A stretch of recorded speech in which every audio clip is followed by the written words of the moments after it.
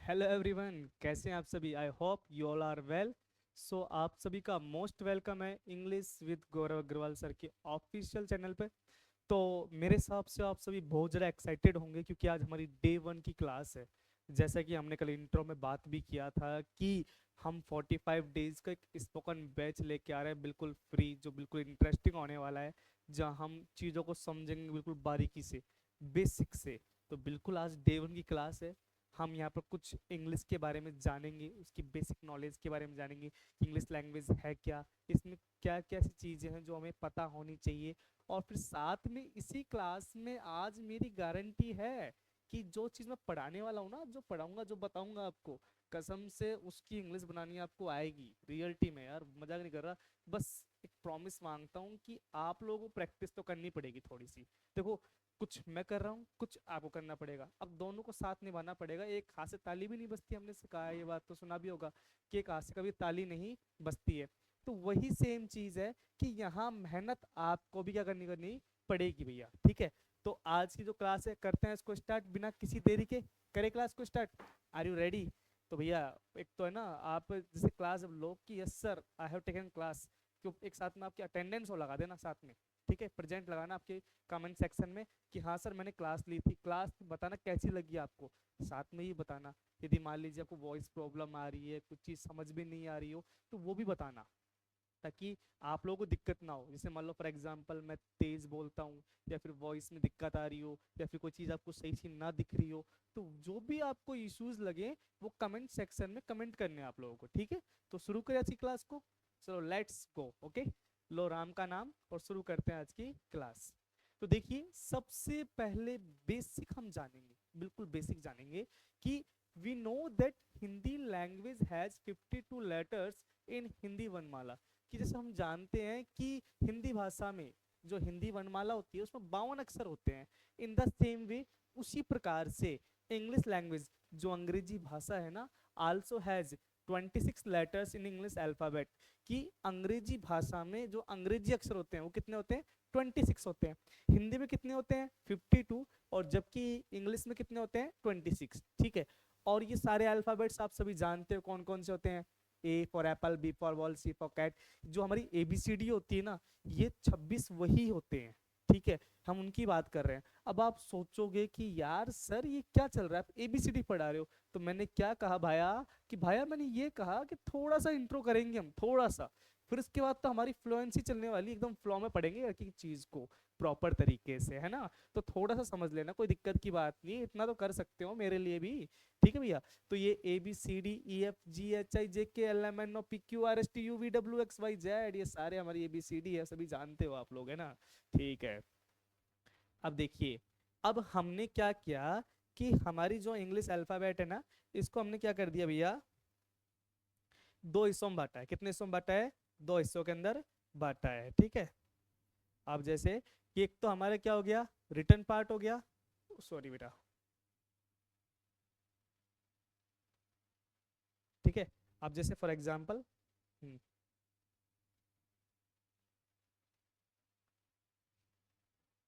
एक तो जो हमारे ये लेटर है इसको हमने, कितने हिस्सों में बांटा। देखो ये जो लेटर है, हमारा जो लेटर है, एक तो हमारे पास रिटर्न है, क्या है? रिटर्न। और एक है ओरल, क्या है? ओरल। तो रिटर्न में तो क्या आएंगे? कैपिटल एबीसीडी और स्मॉल एबीसीडी। जबकि ओरल में क्या होते हैं? वोवल और कॉन्सोनेंट। वोवल का मतलब सभी जानते होंगे, वोवल होते हैं स्वर, क्या होते हैं? स्वर। और जबकि कॉन्सोनेंट क्या होते हैं? व्यंजन। क्या होते हैं? व्यंजन।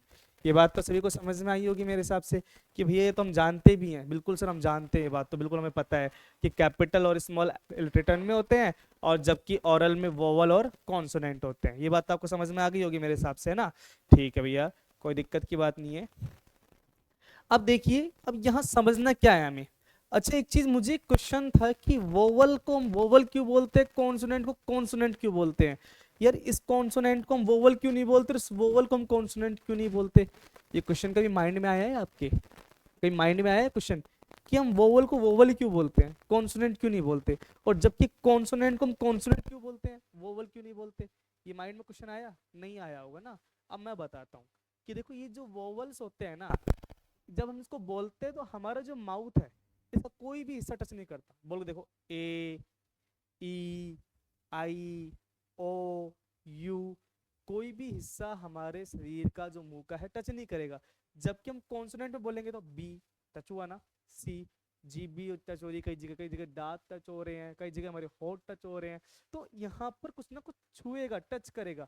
और इसके साथ में जब वोवल है, इसमें हमारे टंग वगैरह, टीथ वगैरह, लिप्स वगैरह कुछ भी टच नहीं करता। एक बात ही ध्यान रखना, ठीक है, तो ये चीज ध्यान रखना।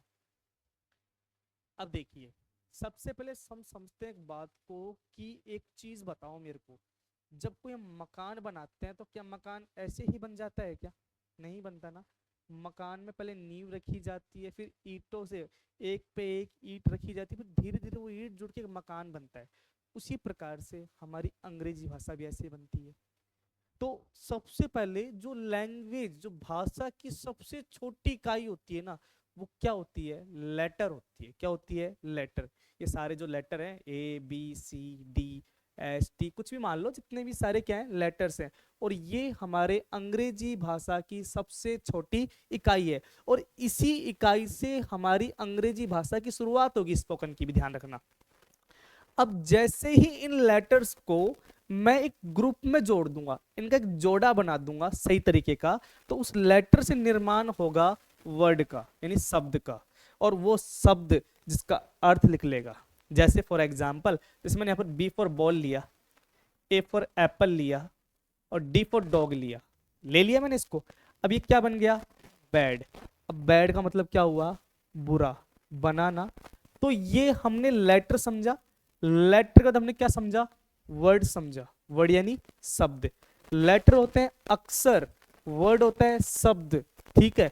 और इसी लेटर और वर्ड के बाद आता है सेंटेंस, यानी जब ये बहुत सारे वर्ड्स आपस में जुड़ जाएंगे तब बनेगा sentence. A group of words that make a complete sense is called sentence, यानी शब्दों का वह समूह जो एक अर्थ प्रकट करता हो, वाक्य कहलाता है। तो ठीक है, तो लेटर के बाद वर्ड आया, ओ सॉरी, क्या आया? वर्ड आया, और वर्ड के बाद क्या आएगा? सेंटेंस आएगा। और इन्हीं सेंटेंस से बनेगा पार्ट ऑफ स्पीच, फिर एक स्पीच बनेगी। तो ये पार्ट ऑफ स्पीच क्या होते हैं कि अंग्रेजी में उपयोग होने वाले सारे शब्दों को हमने 8 भागों में बांटा है। कितने भागों में बांटा है? 8 में। Noun, pronoun, adjective, verb, adverb, preposition, conjunction, interjection, ये सारे के सारे क्या है? पार्ट ऑफ स्पीच है। बेफिक्र रहो, आपको यहाँ ग्रामर भी पढ़ाऊंगा, आपको यहाँ स्पोकन भी सिखाऊंगा, साथ में आपको यहाँ पर कुछ ऐसी स्किल्स सिखाऊंगा जो आप में ऑटोमेटिक इतना कॉन्फिडेंस ग्रो कर देगी, आप कभी थिंक नहीं कर सकते थे।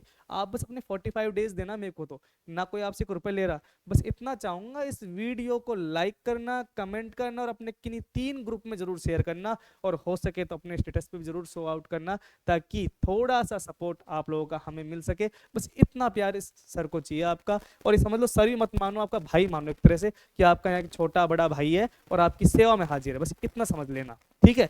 तो जैसे फॉर एग्जाम्पल मैंने सेंटेंस के बारे में बताया, जैसे यू आर माई फ्रेंड, कि तुम मेरे दोस्त हो। He is not at home, वह घर पर नहीं है।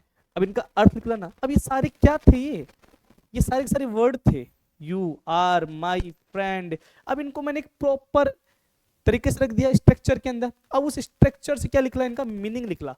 अगर मैं लिखता इसको, फ्रेंड यू आर माई, अब कोई इसका अर्थ निकल रहा है कुछ, कोई मीनिंग निकल रही है कोई इसकी? नहीं निकल रही ना। तो बस, तो ये सेंटेंस नहीं कहलाएगा। लेकिन इसकी जब मीनिंग निकली तो सेंटेंस कहलाया। समझ में आई बात? कोई बात, ये बात समझ में आई ना? हाँ, ठीक है। अब आगे देखिए, अब जो हमारी इंग्लिश लैंग्वेज है ना, इसको अच्छे से बोलने के लिए, समझने के लिए हम लोग किसका यूज करते हैं? स्ट्रक्चर्स का यूज करते हैं, संरचना का यूज करते हैं। जैसे मैंने क्या बताया कि जब हम मकान बनाते हैं तो पहले नींव रखते हैं। क्या पहले ईंटों से दीवार खड़ी कर देते हैं? क्या नहीं करते ना। उसी प्रकार से सेम एज यहाँ पर भी अंग्रेजी में, इंग्लिश लैंग्वेज में स्ट्रक्चर्स चलते हैं, संरचनाएं चलती हैं। और उन संरचनाओं को अगर हम समझ लेते हैं तो हमारे लिए इंग्लिश लैंग्वेज बिल्कुल इजी हो जाती है। सच में एकदम इजी, सही कह रहा हूँ मैं आपको। ये बात आपके माइंड में फिक्स कर लेना। रटना कुछ भी नहीं है, रटोगे दिक्कत आपको होगी। बस चीजों को समझो, रिवाइज करो, रिकॉल करो। 3 R पत्ती, राइट, पहले रीड करो फिर राइट करो फिर रिकॉल करो, ठीक है, ऐसे करना है, समझना है आपको।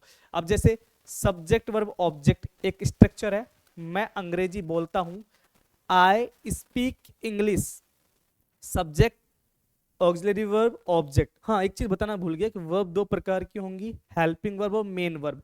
एक तो मेन वर्ब जो हम काम खुद करते हैं, इनको हम एक्शन वर्ड्स बोलते हैं, और एक ऑक्सिलरी वर्ब जो हेल्पिंग वर्ब होती है, is, am, are, was, were, has, have, had, will, shall, would, should, इस टाइप में आ जाएंगे बहुत सारी, डू, डज, डिड, है ना, सारी सारी ये। तो वह मोनिका है, she is Monica, okay. Verb first plus object, जहाँ केवल V1 आ जाए आगे और फिर ऑब्जेक्ट लग जाए। अंग्रेजी बोलो, स्पीक इंग्लिश, अंग्रेजी लिखो, राइट इंग्लिश, इधर आओ, कम हेयर, इस प्रकार से subject plus modal plus object. आप अंग्रेजी बोल सकते हो ना, you can speak English, yes I can speak English, I will try to speak English, of course I am a very brave student, I can do it, ठीक है। आप में बहुत सारा कॉन्फिडेंस आएगा, देखना धीरे धीरे। तो ये बेसिक चीजें थी, ठीक है भैया, ये बात मेरे साथ समझ गए होंगे। अब चलिए हम बात करते हैं अपने मुद्दे की। ये तो मैंने कुछ आपको बेसिक बताया था, ये बेसिक आपको समझ में आ गया होगा मेरे हिसाब से। अब हम बात करते हैं, मैंने क्या कहा था कि आज की क्लास में मैं आपको इंग्लिश बोलना सिखाऊंगा। अब सपोज मानो घर पे आ गए मेहमान, या फिर मान लीजिए आपको देखने वाले आ गए। अब क्या होता है कि हम क्या कहते हैं, चाय लीजिए ना, पानी लीजिए ना, तो एक समोसा लीजिए ना, प्लीज एक समोसा लीजिए एक। यार ये पुराना हो चुका है, अब खुद चेंज लेके आओ अपने अंदर। सपोज मान लीजिए किसी को कुछ देना हो, आप बोल रहे हो कि चाय लीजिए, तो क्या बोलोगे उसको, चाय लीजिए नहीं। अब आज आपको कुछ सिखा रहा हूँ, वो सीखना, अब फिर उसको घर पे ट्राई करना, कभी भी कोई भी उसके साथ ट्राई करना। देखो कोशिश करोगे, प्रैक्टिस करोगे ना, तभी पॉसिबल होगा। और शर्म को साइड में कर दो, देखो कोई भी दिक्कत होगी हम झेल लेंगे, और इंग्लिश को हम सीधा कर देंगे, ठीक है। और पहली बात तो ये है कि यहाँ गलती करने पे कोई शिकायत नहीं, कोई पनिशमेंट नहीं, कुछ भी नहीं है। हम तो देखो आपस में एक तरह से बस, यहाँ मैं हूँ उधर आप हो, कोई डायरेक्ट कांटेक्ट नहीं हो रहा है, बट एक बिलीव है आप लोगों के साथ, मेरा एक ट्रस्ट हो चुका हूँ, आपके लिए आस्तिक बन चुका हूँ कि हाँ मेरे स्टूडेंट्स हैं, मेरे साथी हैं, मेरे कलीग्स हैं, मेरे जानकार हैं, वो मेरे साथ जुड़े हुए हैं। और कोई भी दिक्कत होगी आप मुझसे कांटेक्ट कीजिए, मैं आपके सपोर्ट के लिए हमेशा खड़ा हूँ, हाजिर हूँ। साथ में जो मेरी टीम है वो भी आपको कांटेक्ट करती रहेगी। कोई भी दिक्कत है आप हमें पास मैसेज कीजिए, उस मैसेज का तुरंत आपको रिप्लाई मिलेगा, ठीक है। तो देखिए, जब भी ऐसी चीज आए, जब भी आपको लीजिए का अर्थ बोलना है, क्या बोलना है, लीजिए, तो कुछ नहीं करना, आपको हैव का यूज करना है, और साथ में जो चीज आप दे रहे हो उसका यूज करना है। जैसे पानी लीजिए, हैव वाटर। एक जोड़ी जूते लीजिए, एक जोड़ी जूते लीजिए, तो उसको कैसे बोलेंगे, हैव, एक जोड़ी को बोलते हैं ए पेयर ऑफ जूते, यानी अब जूते एक नहीं है बहुत सारे हो गए, तो शूज है। मैं बोलता एक जोड़ी जूता लीजिए, अब जूता यानी एक होता, तो हैव ए पेयर ऑफ शू। और मैं बोल रहा हूं एक जोड़ी जूते लीजिए, तो जूते बहुत सारे हुए, have a pair of shoes. आपका पेन लीजिए, हैव योवर, आपका यानी your, PEN pen, have your pen. चाय लीजिए, हैव टी। आपका तौलिया लीजिए, हैव योवर टॉवल। समोसा लीजिए, हैव राइजल। पानी पतासी लीजिए, हैव वाटर बॉल्स। कचौड़ी लीजिए, हैव पाए। पैसा लीजिए, हैव मनी। तकिया लीजिए, हैव पिलो, ठीक है। कितना इजी है ना, जब भी लीजिए का अर्थ बोलना है हैव का यूज करना है, साथ में जिसको हम दे रहे हैं जो ऑब्जेक्ट है उसको लगाना है, बस इतना सा करना है। और यदि कोई प्रोनाउन टाइप का है तो ऑब्जेक्ट से पहले उस प्रोनाउन को हम जोड़ देंगे, इतना सा करना है। अगर नाम आएगा तो वो पता ही है, मैं बोलूँ कि भैया मोहन की चाय लीजिए, हैव मोहन्स टी, ठीक है। हाँ, ये एपोस्ट्रोफी है जो का के की संबंध दिखाता है ना, वो वाली बात के लिए बहुत आगे समझ में आएंगे, टेंशन मत लो। अभी आपके लिए थोड़ा सा ये हार्ड लगेगा, लेकिन बहुत सिंपल हो जाएगा, धीरे धीरे आप रेगुलर जुड़ोगे मेरे साथ, प्रैक्टिस करोगे खुद से भी, तो ये ध्यान रखना प्रैक्टिस तो करनी पड़ेगी थोड़ी बहुत, तो है ना। तो पहला पॉइंट क्लियर हो गया, हैव वाला। अब आगे चलते हैं दूसरा वाला, ठीक है। अब दूसरा है गिव मी। जब हम कई बार बोलते हैं कि मुझे दीजिए, मुझे दीजिए, मुझे दीजिए, जब हमें ये बोलना होता है ना, उसके लिए सिखा रहा हूँ। अब जैसे मान लो मैं बोलूँ कि मुझे पेन दीजिए, तो पहले करोगे गिव मी, क्या बोलोगे, गिव मी। अब क्या दीजिए, पेन, तो गिव मी पेन।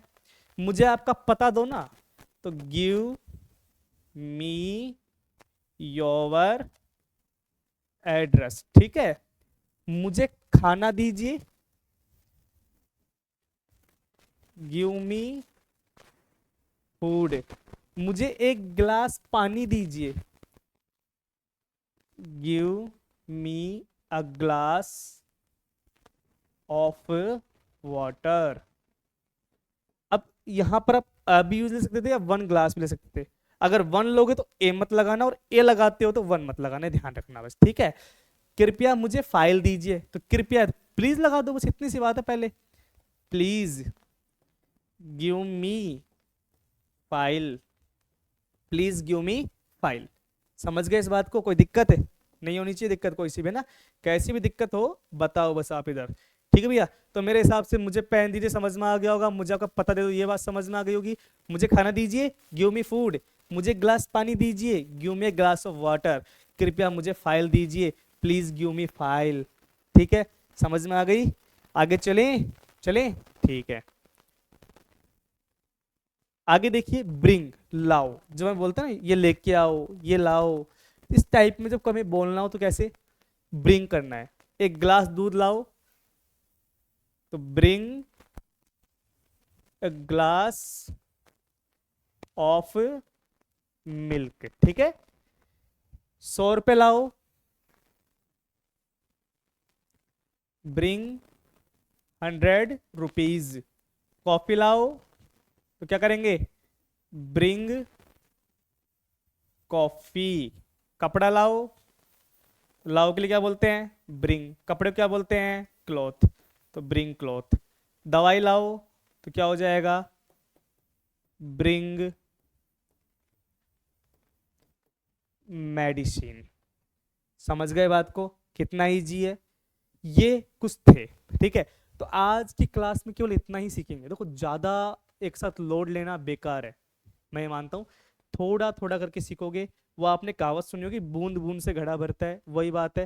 थोड़ा थोड़ा सीखोगे, बेशक टाइम लगेगा, लेकिन जब सीख जाओगे तब पता भी नहीं चलेगा कि इतना कुछ हमने सीख लिया, जो शायद सीख ना पाते हम इस डर के मारे कि यार अंग्रेजी, यार इंग्लिश लैंग्वेज ही तो है यार। एक चीज बताओ मेरे को, जब आप छोटे थे उस समय क्या आपने हिंदी बोलना कहीं से सीखा क्या, नहीं ना। यार जब आपको प्यास लगती थी तो क्या बोलते, मम्मम बोलते थे ना, यही बोला होगा सर मेरे हिसाब से, कोई दूसरा वर्ड तो बोला नहीं होगा। उस मम्मम से फिर आपने पानी कहाँ से सीखा, प्रैक्टिस से सीखा ना। तो जैसे जैसे आप प्रैक्टिस करोगे, मैं कह रहा हूँ गलत बोल रहे हो कोई दिक्कत नहीं है, बोलो। लोग हंस रहे हैं, हंसने दो, दुनिया का काम है हंसना, और लोग हंस के ही रह जाते हैं, ध्यान रखना। लेकिन यदि आपने खुद में संघर्ष कर लिया ना, आपने जान लिया कि मैं कर सकता हूं, और सोच लिया कि yes I can do it, of course I can do it, कसम से सही कह रहा हूं भैया, भाई साहब, जो भी भाई बहन मेरे देख रहे हैं, मैं वादा कर रहा हूं, अगर आपने अपने अंदर पॉजिटिवनेस ला ली है ना, खुद में सकारात्मक सोच रख ली कि हाँ मैं कर सकता हूँ, कर जाओगे बेड़ा पार, बिल्कुल। ठीक है, आपका बेड़ा पार हो जाएगा वास्तव में, बस आप अपने अंदर विश्वास बनाए रखो, मैं ये मानता हूँ। तो देखिए, अब जैसे मैंने एक चीज और बताई थी कि आपको डेली कुछ यहाँ पर मैं वोकैब्स और दूंगा जो आपको याद करनी होंगी। तो ये आपके स्क्रीन पे आपके सामने वोकैब्स दिख रही है। पहला है हार्ड वर्किंग, जिसको हम बोलते हैं परिश्रमी होते हैं, जो हार्ड वर्कर होता है वो। दूसरा है ऑनेस्ट यानी ईमानदार। तीसरा है ब्रेव यानी बहादुर। चौथा है सेल्फ कॉन्फिडेंट यानी आत्मविश्वासी, जो अपने अंदर खुद में विश्वास रखता हो वो। डेडिकेटेड समर्पित, अब जैसे मैं आपके लिए डेडिकेटेड हो चुका हूँ कि भैया मेरे को डेली क्लास लेनी है, आप लोगों के लिए डेली क्लास लाइव लानी है। अब आप डेडिकेट हो जाओ कि मुझे पर डे गौरव सर की क्लास लेनी है, पर डे मेरे को इंग्लिश स्पोकन कोर्स करना है, कुछ भी हो जाए, कैसी भी प्रॉब्लम हो, बट मैं पर डे क्लास लूंगा तो लूंगा। इस चीज के लिए आप डेडिकेट हो जाइए, ठीक है। अब उसके बाद में रेजिलियंट यानी लचीला, दृढ़ संकल्पी, ठीक है। उसके बाद डिलीगेंट यानी वही वापस मेहनती होता है। और आठवां है करेजियस यानी साहसी। ये 8 वर्ड्स हैं, इनको याद करोगे, याद करना है, लिख लिख के प्रैक्टिस करो। बस एक नोटबुक ले आओ, नोट्स बनाओ, जो चीज पर डे दे रहा हूँ उसको नोट डाउन करना है आपको, ठीक है। अब ये जो वोकैब्स है ना, ये वोकैब्स आपको हर एक क्लास में फायदा करेगी। जैसे कल दूसरी क्लास होगी, उस क्लास में क्या पता ये वोकैब्स काम आ जाए, बिल्कुल आएंगी काम। और अगर आप ये वोकैब्स को याद करोगे तो देखना बहुत अच्छा लगेगा, आप लोगों को खुद फील करोगे अरे यार ये तो कल पढ़ी थी और आज क्लास में काम आ गई, कितना अच्छा हुआ मैंने याद कर लिया। अब आप याद नहीं करोगे फिर उसको याद करना पड़ेगा, फिर क्या होगा। ठीक है, तो ये वोकैब्स की बात थी। अब बात करते हैं आपकी होमवर्क की ओर। ये तो करना ही है, साथ में एक होमवर्क हो रहा है आप लोगों के लिए। और वो होमवर्क क्या है, ये 10 सेंटेंस दे रखे हैं। इन 10 सेंटेंस का आंसर आपको कमेंट सेक्शन में कमेंट करना है, और मैं इनको चेक करूंगा, आपको रिप्लाई भी करूंगा। आपकी जो मिस्टेक्स होंगी उनको मैं सही करके रिप्लाई दूंगा कि आपने यहाँ पर ये गलती की है। ठीक है, ये आपका होमवर्क है कि ये जितने 10 सेंटेंस दिख रहे हैं इन 10 के 10 सेंटेंस को आपको कमेंट सेक्शन में कमेंट करना है। Are you ready? ठीक है, समझ में आ गया ना होमवर्क।